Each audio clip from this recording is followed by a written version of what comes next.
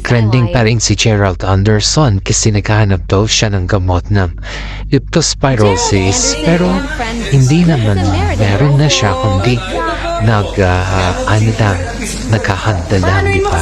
Sabi nga ng iba siguro nung nasaan na yung mga reservists na iba. Actually, hindi naman si Gerald lang nag-rescue naturang aktor. Nakita din ng social media ang pagtulong ng David Chu at si Ronnie Yang sa mga si David ay namahagi ng relief goods mga taga-Tondo daw.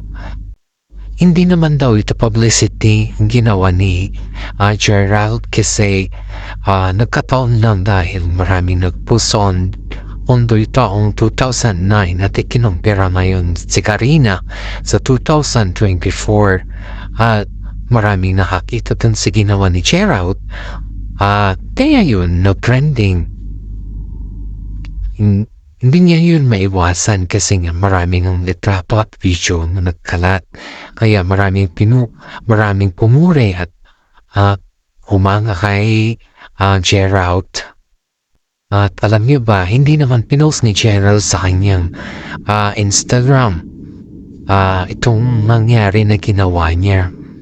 Bagkus ang na-post lang niya, yung nanawagan siya kung saan makakabili nga nung doxycycline na gamot kasi sold out lang lahat daw sa mga drugstore.